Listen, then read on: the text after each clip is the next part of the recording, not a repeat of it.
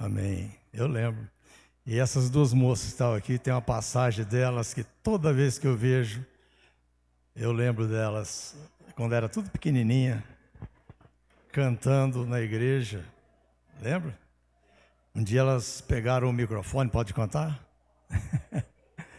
Um dia elas pegaram o microfone, deixaram o microfone ligado, acabou o culto, nós ali na frente orando com os irmãos, e daqui a pouco nós escutamos uma música, Cowboy de Rodeio.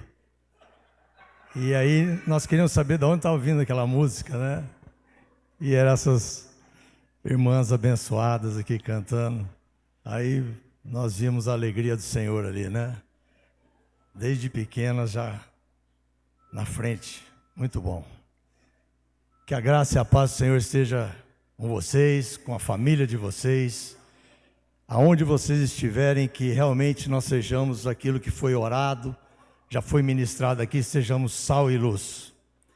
Eu falo que além da palavra, além daquilo que nós podemos levar lá fora, o que fala mais forte é o nosso testemunho, aonde nós temos que ter um coração incorruptível, um espírito inabalado. Isso fala mais alto do que você pregar a Bíblia toda lá fora. Quando a pessoa olhar para você e ver que você realmente exala o perfume de Deus, que realmente você é a imagem e semelhança do Senhor, eles vão querer se aproximar de ti para entender porque você é diferente. E por mais que esteja passando por uma tempestade ou um deserto, você tem a certeza da vitória em nome de Jesus. Amém? E eu gostaria de começar a falar algo só para o início. Já foi falado sobre Salmos capítulo 1 hoje. É o que faz a nossa diferença lá fora. É aonde, com quem e o que estamos fazendo. E aqui diz a palavra em Isaías capítulo 1, no versículo 18 e 19.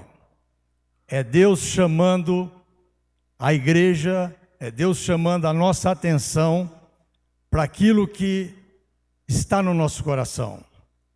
Através dessa palavra, Deus está perguntando para nós: você sabe onde está o seu coração? Você sabe o que é o seu desejo hoje, agora? Necessidade e desejo é diferente, sabia disso? Às vezes eu estou com necessidade de comida. E às vezes eu ganho uma marmita que vai satisfazer minha fome, mas o meu desejo é comer frutos do mar. Quem está entendendo? Às vezes eu preciso me locomover. Tem um ônibus que passa na minha porta, mas o meu desejo é ter um BMW na minha garagem. Então necessidade e desejo é diferente. E nós achamos que Deus vai ter que fazer todos os nossos desejos. Mas a promessa é que nós não passaríamos necessidades. Quem está entendendo, diga amém.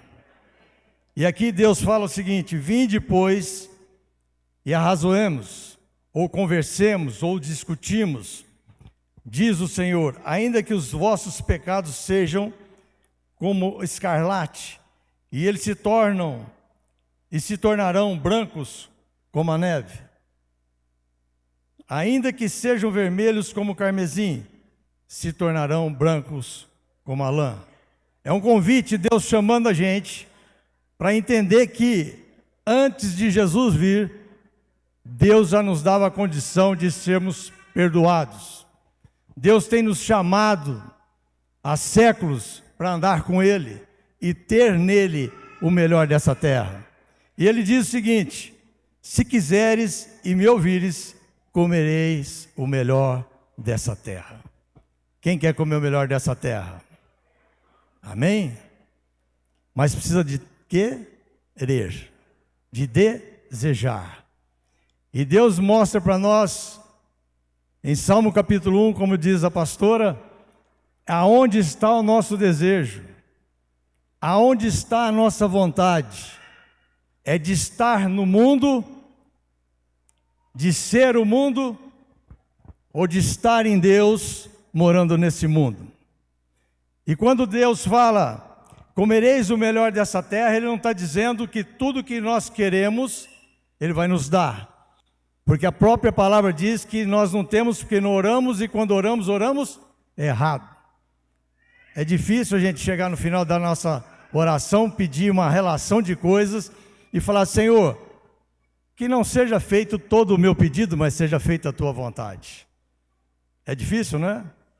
Porque nós sabemos que naquela relação de pedidos, às vezes 99%, se nós terminarmos a frase seja feita a sua vontade, não vai acontecer. E aqui fala o seguinte: se quiseres e me ouvirdes. E eu quero passar para o capítulo 26 de Gênesis, sobre o escutar. Quem nós temos escutado? Com tantas vozes que estão no mundo, qual é a voz que nós temos escutado? Ou, vou fazer outra pergunta: o que nós temos feito da nossa vida com a nossa própria vontade? Sem consultar, sem falar com Deus. Aqui é uma história bem conhecida. É uma história que eu vejo muitos pregadores pregando do 100 por 1. Parece fácil. Eu vou lá na igreja porque Deus vai me dar 100 por 1. Se eu contar meu testemunho, vocês vão entender o que eu estou falando. Alguns anos atrás, eu tinha perdido tudo, avalizei uma empresa, a empresa quebrou e eu fali. E eu não era evangélico. E um parente meu, um primo, um irmão abençoado, falou assim: vamos para a igreja. E eu falei: lá vem o crente. E falou: lá na igreja nós estamos na campanha que tudo que o inimigo tomou, Deus vai te dar a dupla honra. E eu comecei a fazer conta. Tinha perdido uma fazenda, vou ter duas. Os maquinários, os veículos, casa, terreno, apartamento. E eu comecei a fazer a conta, falei: nossa, eu estou milionário nessa igreja, eu vou para a igreja. Mas não fui buscar Deus, fui buscar a dupla honra. E passado alguns anos eu entendi que a dupla honra, Deus dá para nós é quando nos tira do inferno e nos leva para o céu. O resto é resto. E aqui nós vamos falar de um homem que nada mais, nada menos era filho de quem? Abraão, o pai da fé. E se você é filho de Deus, você teria que ter uma intimidade com Deus ao ponto de saber que se a gente não comunicar com Ele, não perguntar a direção para Ele, certamente o nosso coração é enganoso e vai nos levar em algo que pode dar em desastres, em situações adversas, em prejuízos. Eu não sei quantos aqui já passaram por isso, mas depois que eu me converti, eu fui mestre em falar: Deus é comigo, eu posso todas as coisas. E quando dava errado, eu falava: mas Deus, o Senhor não é comigo? Ele falou: você não perguntou nada. E aí eu tinha que pedir para Deus ter misericórdia de mim, para que abreviasse o problema que eu tinha plantado. Quem está entendendo? A palavra diz que nesse momento, Isaac já era pai. Isaac tinha convivido dentro da casa de Abraão, seu pai.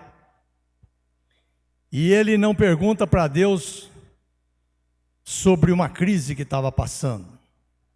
Simplesmente ele ajunta a mala, como diz o outro, pega a sua família, seus servos, pega os seus animais e resolve sair de Seba para ir para o Egito. Muitos de nós achamos que mudança é no exterior. Que mudança é eu mudar de casa, mudar de cidade, mudar de país. Isso vai fazer com que eu mude de vida. Quem já teve esse pensamento? Eu já tive. Eu já fui um nômade. Cada vez que mandava arrumar a mala, eu falava assim: agora vai começar a vida nova.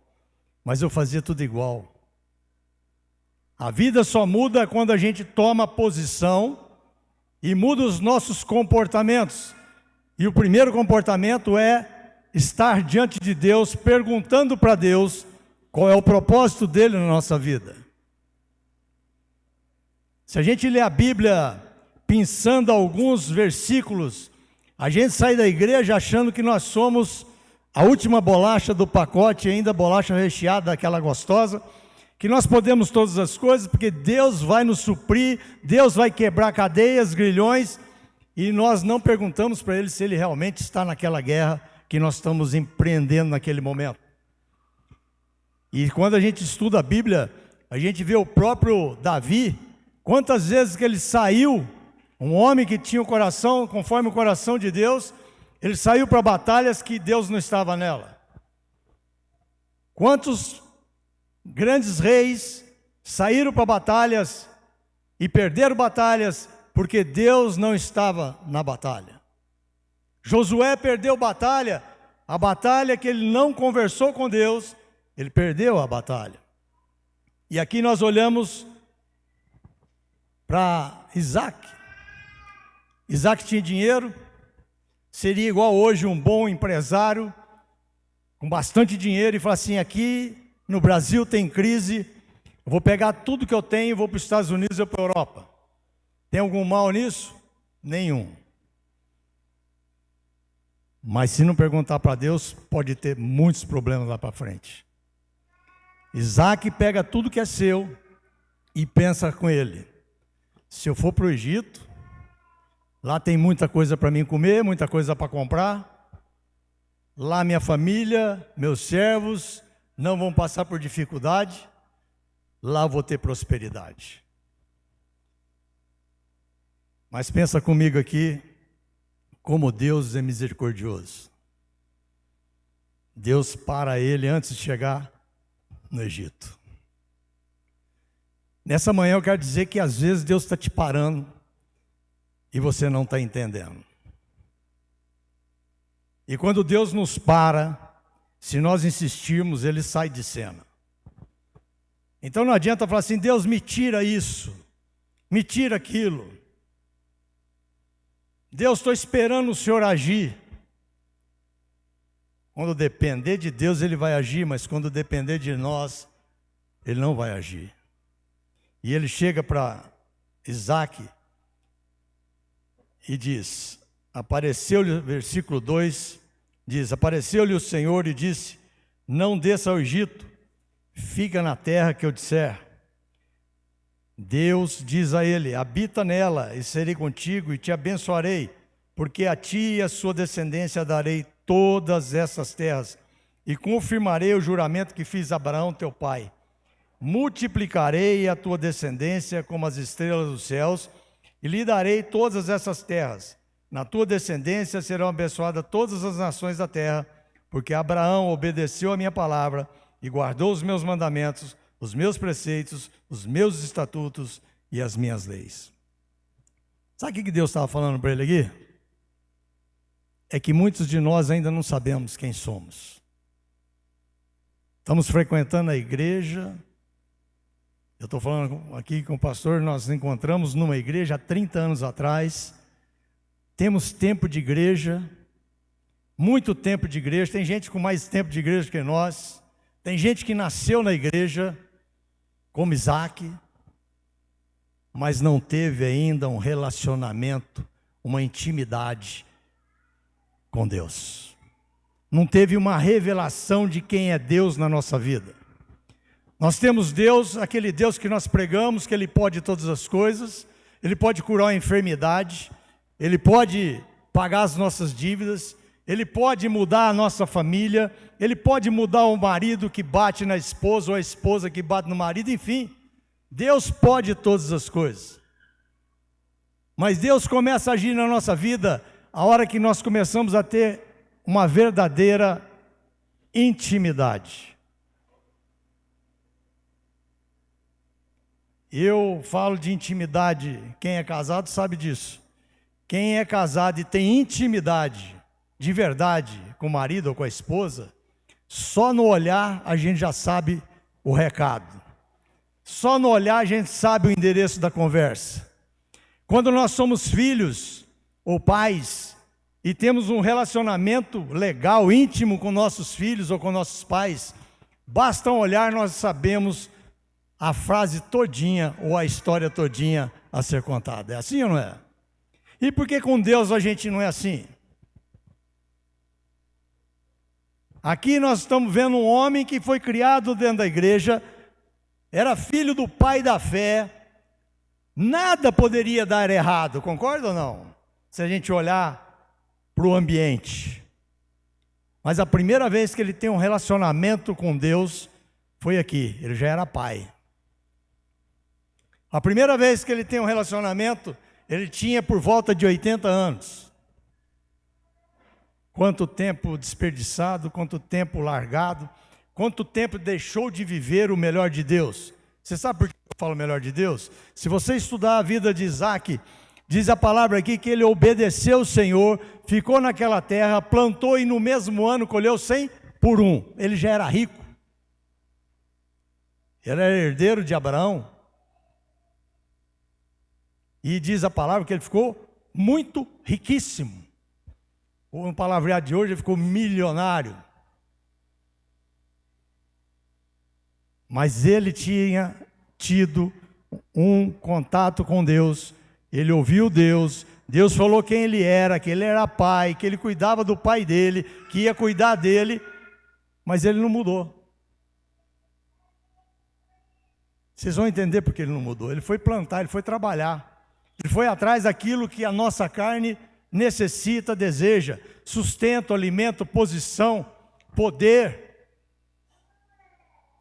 Isaac sai de um relacionamento ali, de uma intimidade com Deus, alguns minutos, aqui não fala quanto tempo, horas, mas não entendeu direito o que Deus estava falando para ele. E muitas vezes nós estamos dentro da igreja, não entendemos o que Deus tem para nós. Nós achamos que são coisas. A gente escuta, tem cada campanha nova aí que quando eu escuto eu falo: misericórdia. Deus não é na igreja, mas em quem vai ministrar, toca. Porque promete tanta coisa, e a igreja lota de um tanto, mas não vai acontecer nada. E aí fica aqueles crentes frustrados com Deus e não com quem pregou. Mas aí eu vou mais longe: por que nós acreditamos naquilo que pregam e não vai acontecer? Porque nós não lemos a Bíblia. Nós não temos intimidade. Nós só buscamos a Deus quando nós estamos apertados, doentes, famintos. Quando nós temos complicações, aí nós buscamos Deus, aí nós fazemos campanha, se possível, 7 dias por semana dentro da igreja. Agora Deus vai fazer, agora Deus vai fazer. E quando você lê a Bíblia e fica íntimo do Senhor, você entende que está tudo pronto. Tanto é que o Pai Nosso diz: seja feita a sua vontade aqui na terra como no céu, porque está tudo pronto. Quem não está pronto somos nós. E muitas vezes nós, ao invés de nos prepararmos para ficarmos prontos para o propósito de Deus, nós queremos fugir do processo. E eu quero falar algo para os irmãos ficar mais assustados ainda. O homem ficou riquíssimo, tinha poder de barganha, de compra, tinha muito poder. Mas a primeira coisa que ele arrumou foi inimizade. A primeira coisa que ele teve depois do milagre foi inimizade. E se a gente for ler todo o capítulo, depois vocês vão ler em casa, vocês vão entender que a gente fica impregnado com coisas que já não são mais nossas. Diz que quando ele é mandado embora de Gerar, pelos filisteus, ele vai fazer o quê? O que diz a sua Bíblia aí? Ele vai desentulhar poços que já tinha sido entulhado, e tinha cada nome, hein? Contenda, inimizade. Nós temos um problema sério de rancor, de amargura. Esse dia eu escutei de uma irmã na igreja e falou assim: eu vou levar para o túmulo. Não, então você vai levar para o inferno, minha irmã. Porque o que você tem no coração, só o inferno tem lugar. O senhor está me julgando? Eu falei, a Bíblia diz que nós temos que ter perdão no coração. Vocês estão entendendo o que eu estou falando? Nós queremos coisa que Deus já tirou da gente há muito tempo. Mas nós queremos conquistar novamente para falar que é nosso. Os poços tinham sido entulhados e Deus dando oportunidade dele fazer coisas novas, porque a palavra de Deus diz que quando nós conhecemos o Senhor Jesus e aceitamos Ele como único Salvador, tudo se torna novo. As coisas velhas ficaram para trás. E tem gente dentro da igreja levando coisa, carregando coisa, peso que já não é mais seu. Situações que já abriu mão, tem que abrir mão, Deus abriu mão. Até que acho que deu um clique na cabeça dele, ele falou assim, vamos sair de perto desse povo e vão abrir um poço novo.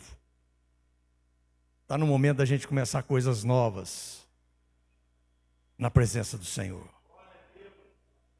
Não é abrir coisa nova, não é mudar de emprego, mudar de família, mudar de casa, de cidade, não. Coisa nova é, que eu entendo que está na Bíblia, são atitudes, comportamentos, desejos, que é difícil.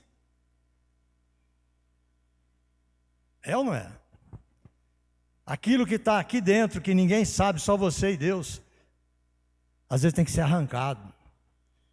E aí eu quero te fazer uma pergunta, será que Deus vai tirar isso do seu coração? Sabe a história do alcoólatra? Sabe a história do que usa drogas? Sabe daquele que é viciado em qualquer outra coisa? Deus me tira isso, mas eu continuo fazendo. Deus não vai tirar nada. Mas fala, Senhor, a partir de hoje eu não vou fazer mais. E o Senhor vai me dar força para que eu não faça mais. Amém? E diz a palavra que ele sai de perto do povo e abre um poço novo. E esse poço era algo de Deus, porque não teve contenda, não teve problema.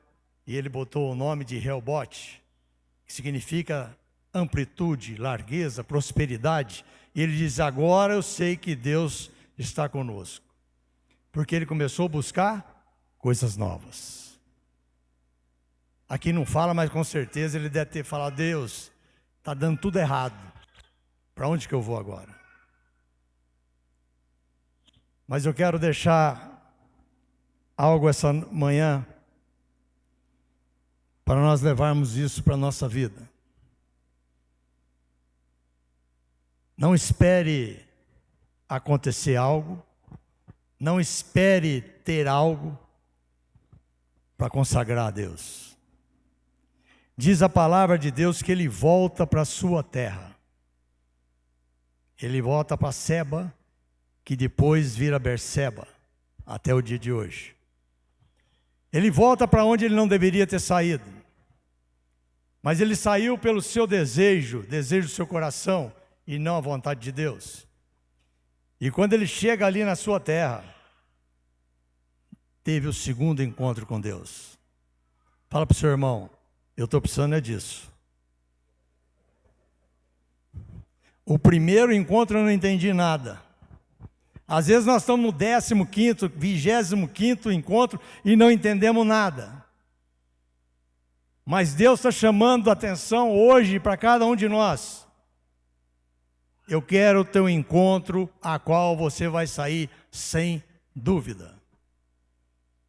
Primeiro encontro com Deus, Deus fala quem Ele era. Deus mostra o que vai acontecer com Ele, sobre herança. Mas em nenhum momento Ele perguntou alguma coisa para Deus, perguntou? Mas no segundo encontro, Ele tem um entendimento. E começa uma vida nova com Deus. Olha só o que diz aqui, ó. Na mesma noite, lhe apareceu o Senhor e disse, eu sou o Deus de Abraão, teu pai. Não temas, porque eu sou contigo. Abençoar-te-ei e multiplicarei a tua descendência por amor a Abraão, meu servo. Falou alguma coisa diferente do primeiro encontro? Vocês estão entendendo quando está um coração preparado e quando você está no oba-oba? Ainda com vontade de fazer sua vontade? Deus fala e você continua na sua vontade. Aí quando Deus te chama a segunda vez e fala a mesma coisa, você fala, peraí, Deus não mudou nenhuma vírgula, tem alguma coisa errada, é comigo. Você já fez esse teste com você? Porque muitas vezes parece que nós não entendemos ou não escutamos o que Deus está falando. Aí ele faz o seguinte, levantou ali um altar e tendo invocado o nome do Senhor, armou a sua tenda e os seus servos abriram ali um outro poço. Vocês entenderam o que ele fez ali? 80 anos, vivendo dentro da casa do Pai, como se fosse a igreja, filho do homem, chamado Pai da Fé, um cara que ouvia falar de Deus o tempo todo. Com 80 anos ele teve primeiro contato real com Deus. Aqui não fala quanto tempo passou do primeiro para o segundo contato, mas logo em seguida ele tem o segundo contato com Deus, Deus fala a mesma coisa para ele. Só que ele entendeu que algo tinha de errado, era com ele, não com as promessas. Se nós estamos vivendo em Gerar, ou vivendo no Egito, ou seja, vivendo conforme a nossa vontade, provavelmente nós não vamos viver o propósito de Deus. Mas se nós pedirmos para Deus revelar qual é o propósito, e nos consagrarmos ao Senhor, consagrar a nossa casa, o nosso trabalho, a nossa saúde, o nosso intelecto, provavelmente Deus começa a mudar a sua vida. Aqui ele faz o quê? Levantou um altar. 80 anos para levantar um altar. Quanto tempo nós vamos demorar para levantar esse altar na nossa vida? Quanto tempo nós vamos realmente entregar a nossa vida para o Senhor e falar, olha, está consagrado. Tudo é do Senhor, tudo é para o Senhor. Mesmo que seja contra a minha vontade, eu vou fazer a sua vontade. Mesmo que eu não entenda a sua vontade, eu vou permanecer na sua vontade. Porque a sua vontade é boa, perfeita e agradável. E logo em frente, a seguir no versículo 26, 25, ele levanta um altar para o Senhor, consagra a sua vida ao Senhor. Até aquele momento ele era um fugitivo de Gerar. O povo de Gerar não gostava deles, expulsou eles de lá. Mas depois do segundo encontro, ele ali prostra diante do Senhor, levanta um altar para o Senhor, adora o Senhor. A sua vida começa a mudar ali. Diz a palavra que de Gerar foram ter com ele Abimeleque e seu amigo Alzate, e ficou o comandante do seu exército.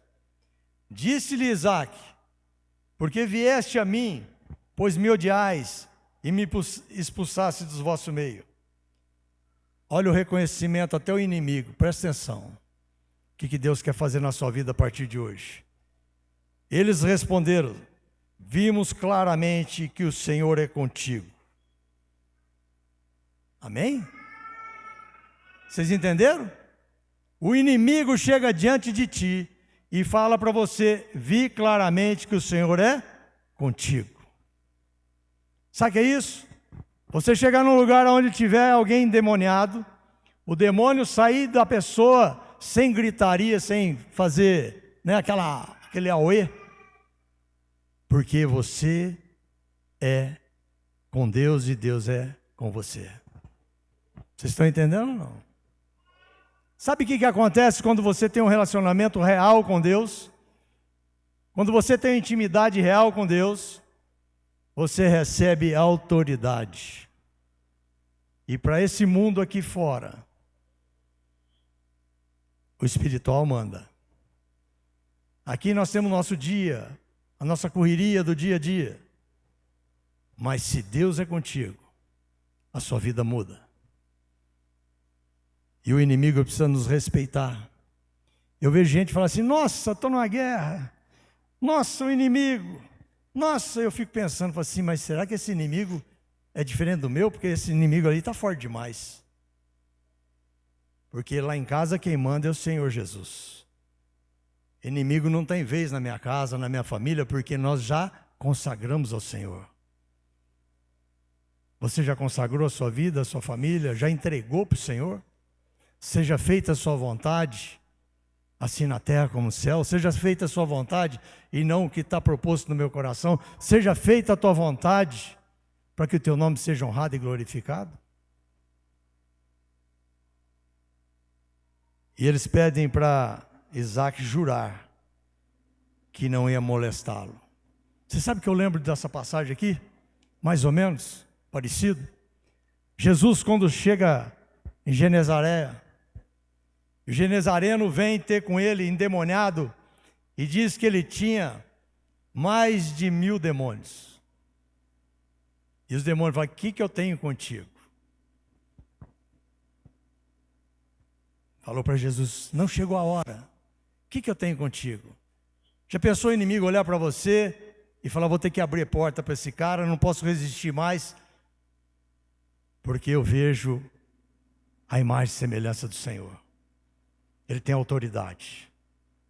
Dinheiro, posição dá poder, mas a presença do Senhor nos dá autoridade. O que nós temos buscado nesse mundo?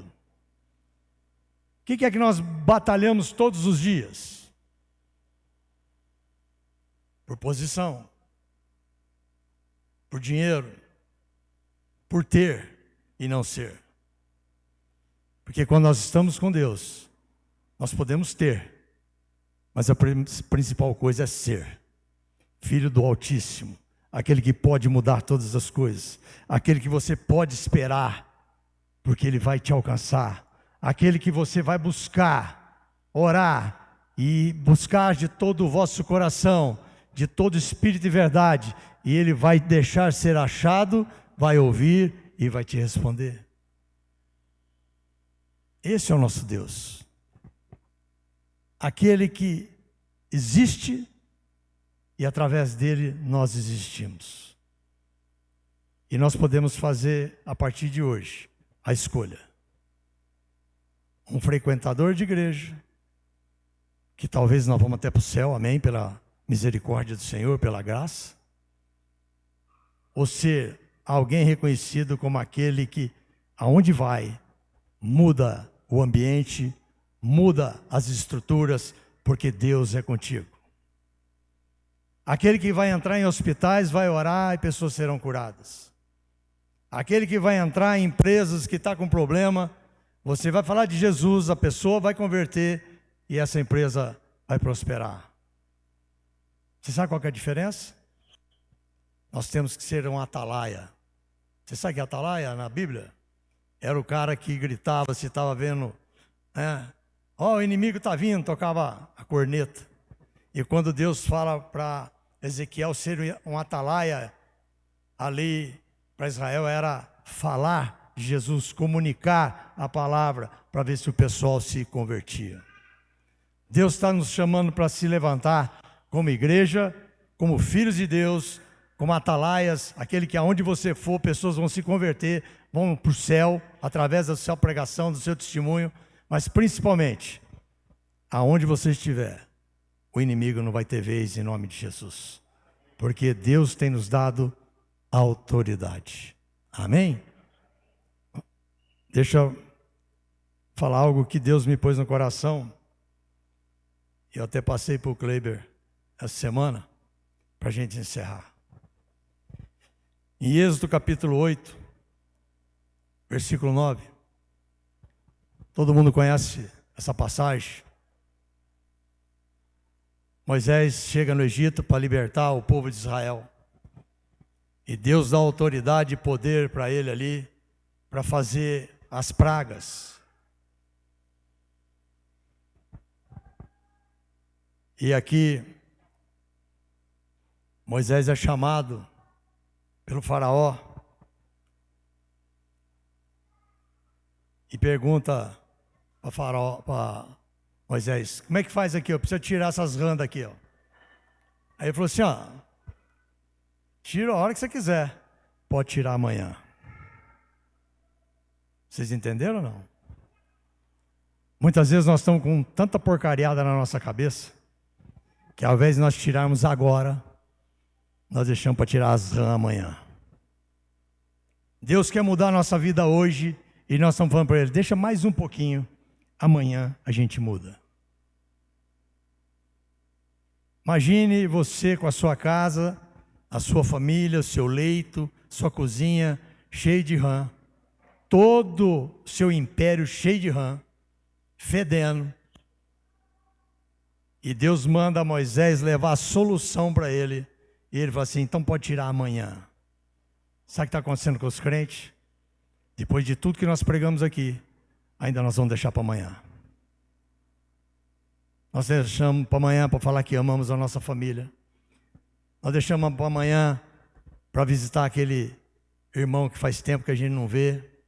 Nós deixamos para amanhã para pedir perdão. Nós deixamos para amanhã perdoar. Nós deixamos para amanhã para tentar ser melhor no nosso trabalho. Tudo nós deixamos para amanhã. E nós queremos que Deus age hoje. É mais ou menos assim?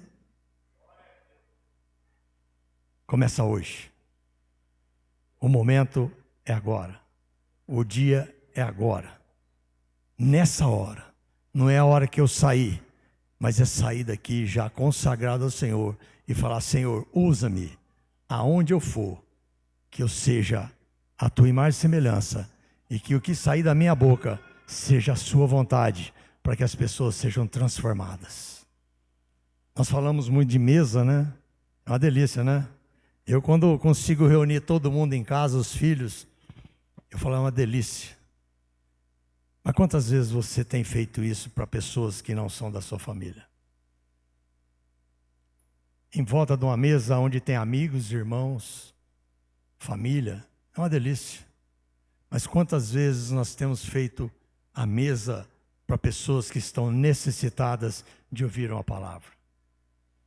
Melhor lugar para conversar é comendo, não é? Eu gosto. Começa a ter momentos com pessoas do teu trabalho, com seus vizinhos. Amém? Não deixa para amanhã. Isaac demorou um tempo para entender. Graças a Deus que ele entendeu. E eu peço a Deus nessa manhã que nós não demoremos para entender, que nós começamos hoje. Amém?